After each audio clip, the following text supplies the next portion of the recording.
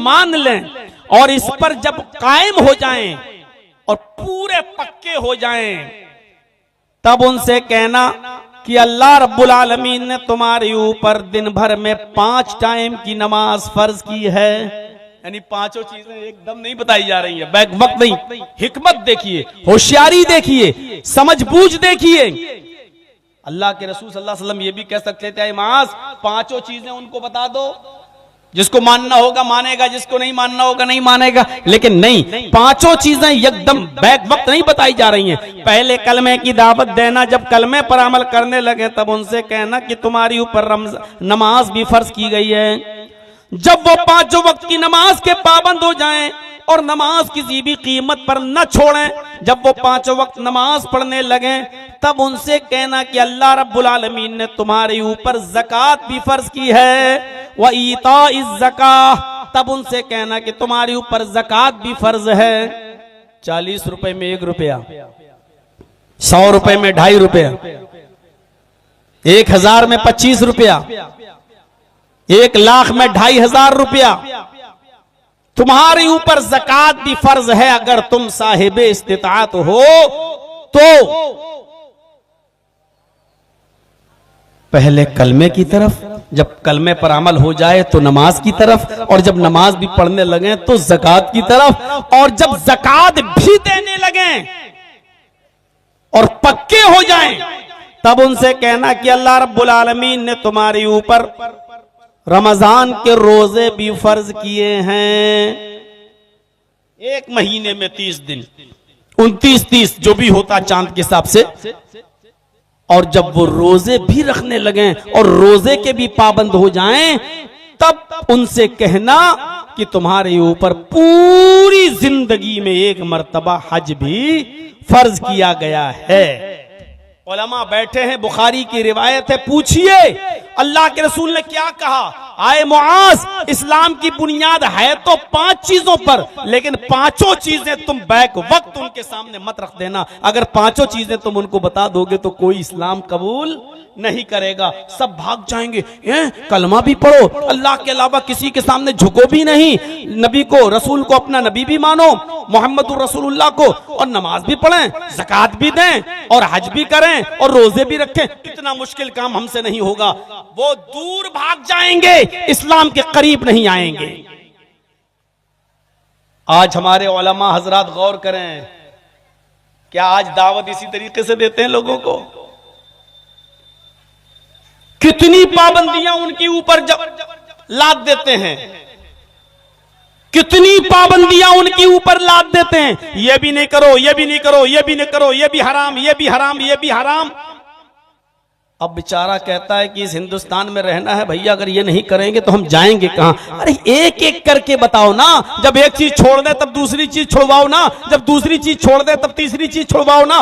तुम बैक वक्त सारी चीजें उनके सामने बयान कर दोगे, वो कहेगा हे मुल्ला तू अपनी मुल्लागिरी अपने पास रख, हम ठीक हैं बस। नबी अकरम से सीखो। बुराई तो बुराई होती है, बुराई तो बुराई होती है, लेकिन बुराई को रोकने का अंदाज भी देखिए अल्लाह के नबी सल्लल्लाहु अलैहि वसल्लम का। आपने क्या फरमाया? मन रआ मिनकुम मुनकरन फलयुगय्यिरु बियदिही। जिस बुराई को तुम अपनी आंखों से देखो, अगर ताकत है उसको अपने हाथों से दूर करने की तो अपने हाथों से उसको रोक दो। अपने हाथ से अगर उस बुराई को रोक सकते हो तो हाथ से रोक दो, खत्म कर दो। लेकिन अगर हाथ से रोकने में झगड़ा हो सकता हो, झगड़ा हो सकता हो, लड़ाई हो सकती हो, दंगा हो सकता हो, किताल हो सकता हो, मारपीट हो सकती हो, तो अल्लाह के रसूल ने कहा कि फिर उस बुराई को अपने हाथ से मत रोको। जबकि बुराई को हाथ से रोकना ही है, हाथ बुराई को खत्म करना है।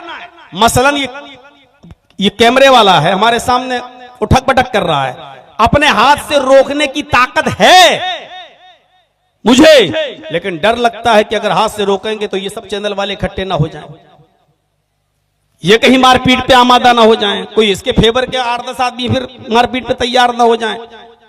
तो अगर फितने का डर हो, फसाद का डर हो, लड़ाई और झगड़े का डर हो, 500 आदमियों की बारात आ रही है, वो बारात आप लोग कहते हो, हम लोग तो डाकू कहते हैं।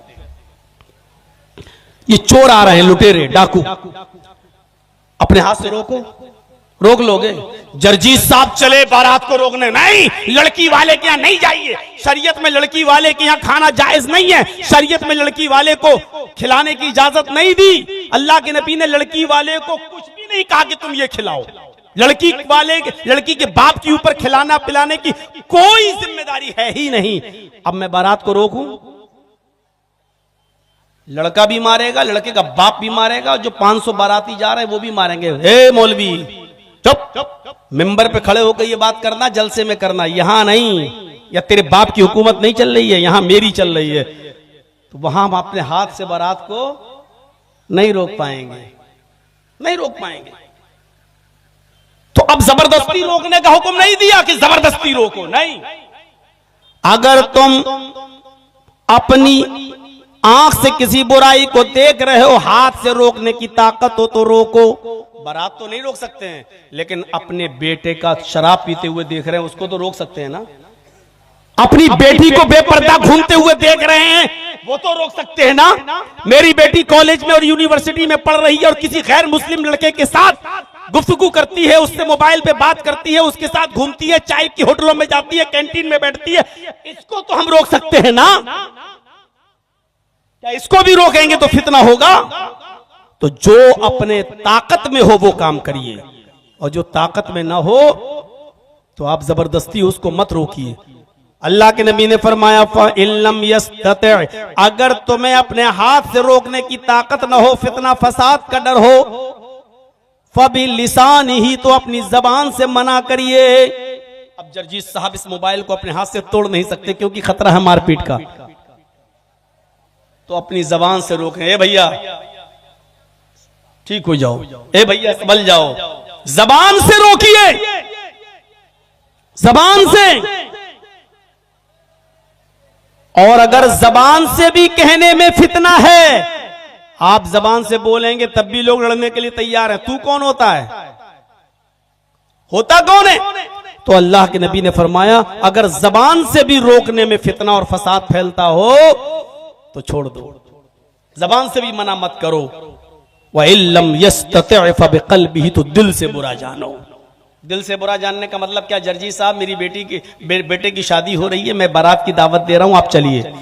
बारात रोक नहीं सकता, जबान से कहूंगा तो ये फितना फैलाएगा, वो भी सुनने के लिए तैयार नहीं है। अच्छा ठीक है, अब दिल से बुरा जानने का मतलब यह कि जर्जीत साहब उस बारात में खुद शामिल ना हो, ठीक है। ना हम जबान से रोकेंगे, ना हम हाथ से रोकेंगे, हम खुद नहीं जाएंगे, हम तो परहेजगार। यह है दिल से बुरा जानना, यानी बुराई को भी जबरदस्ती रोकने का हुक्म नहीं दिया। अगर फितना और फसाद फैलने का डर है, शरीयत ये कहती है बुराई को रोको, लेकिन ताकत हो तो। हजरत उमर खलीफा थे ना, एक शख्स को देखा, हंसेंगे आप, एक शख्स को देखा कि वो ये पैजामा जो था उनका, लुंगी टखने से नीचे था, ये यहां से, और किसी मुसलमान के लिए हलाल नहीं है कि वो टखने से नीचे कपड़ा पहने। टखना समझते हैं ना, ये इससे नीचे कपड़ा पहनना हराम है।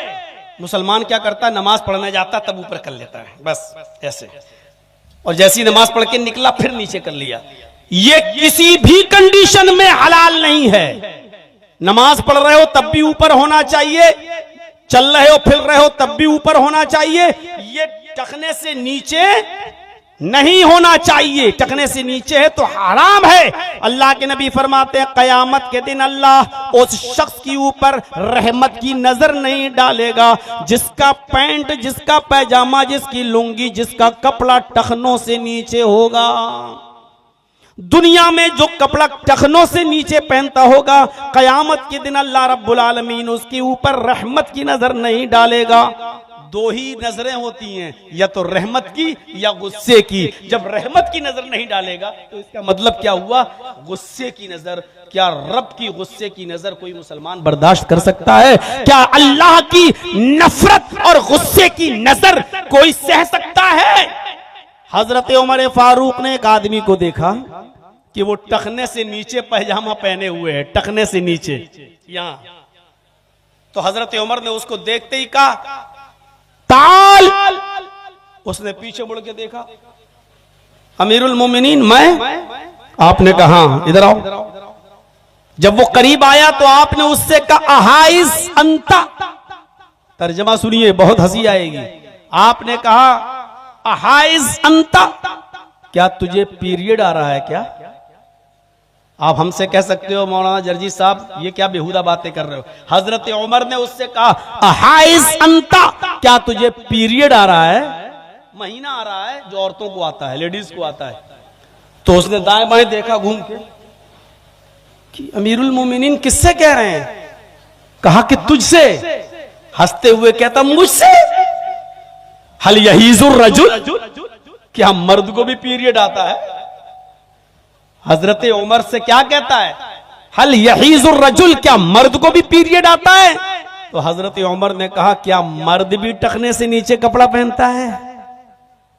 यानी अल्लाह के नबी ने टखने से नीचे कपड़ा पहनने का हक, अधिकार ये औरत को दिया है, लेडीज को दिया है, और ये तू अपना रहा है।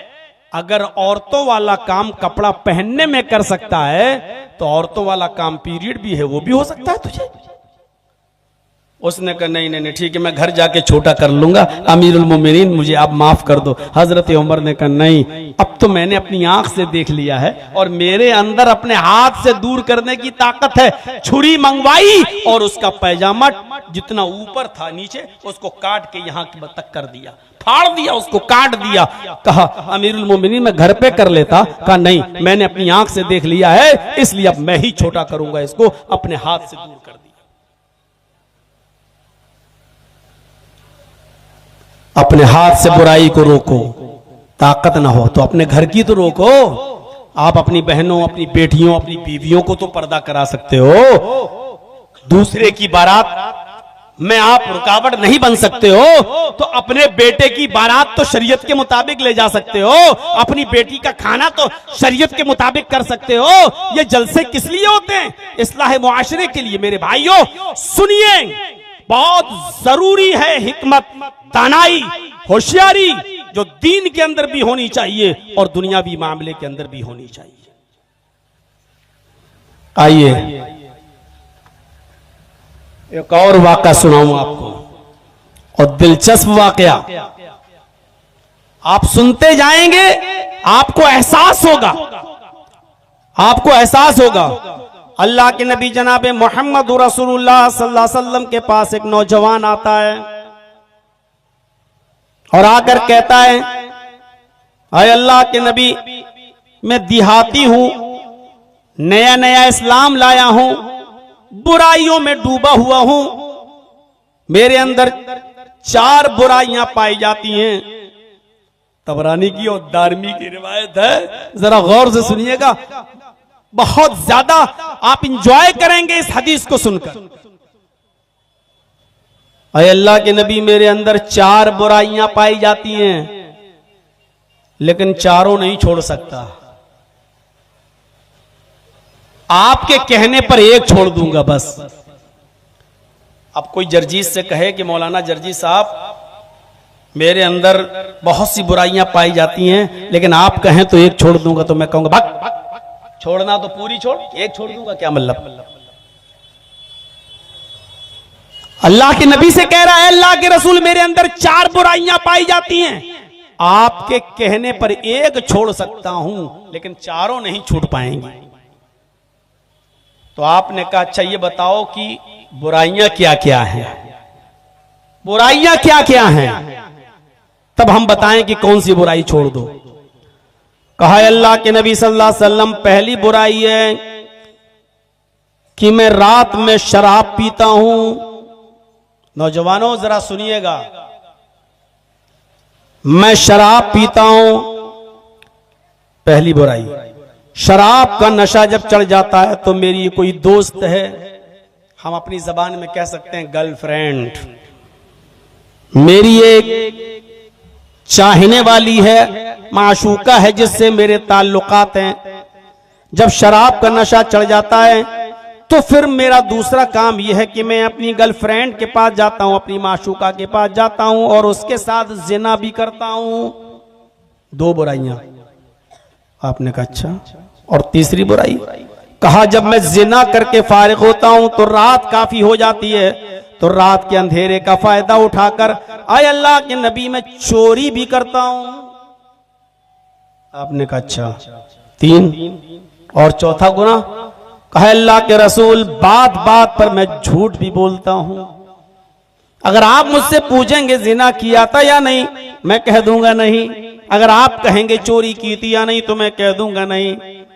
आप कहेंगे शराब पीती या नहीं, मैं कह दूंगा नहीं। मैं झूठ बहुत बोलता हूं। 4 बुराइयां हैं मेरे अंदर। हिकमत देखिए, होशियारी, दीन की तरफ बुलाने में भी होशियारी और गुनाहों से रोकने में भी हिकमत, दानाई, होशियारी। बंगाल वालों, तुम तो इलेक्शन और चुनाव के मौके पर भी होशियारी नहीं अपना पा रहे हो। इस्लाम तो दीन के अंदर भी दानाई और हिकमत की बात कर रहा है, बुराइयां रोकने में भी हिकमत। तुम अपने दुनियावी मामले में भी हिकमत नहीं अपना पा रहे हो। आज नॉर्मल किस्म की गाय खरीदोगे ना, नॉर्मल किस्म की गाय, तो वो भी 10 से 15 हजार से कम नहीं मिलेगी। नॉर्मल किस्म का बकरा भी अगर आप खरीदोगे ना, तो वो भी 5 से 10 हजार से नीचे नहीं मिलेगा। और एक नॉर्मल किस्म का कुत्ता भी अगर आप खरीदोगे, तो वो भी 5000 4000 से कम नहीं मिलेगा आपको। नॉर्मल किस्म का कुत्ता, नॉर्मल किस्म के कुत्ते की कीमत फिर भी 4000 5000 है। आ जाइएगा हमारी बस्ती में, आ जाइएगा हमारे इलाके में, 200 200 500 500 रुपए में वोट खरीद लिए जाते हैं। ये 500 रुपया लो, कल वहां मोहर लगा देना, वोट बटन दबा देना जहां मैं कह रहा हूं। हमारे वोट की कीमत, हमारे जमीर की कीमत, हमारी हैसियत 500 और 1000 रुपए से ज्यादा की नहीं है। इसीलिए हमें ये दिन देखना पड़ रहे हैं, हमें ये दिन अपनी आंखों से देखना पड़ रहे हैं मेरे भाइयों।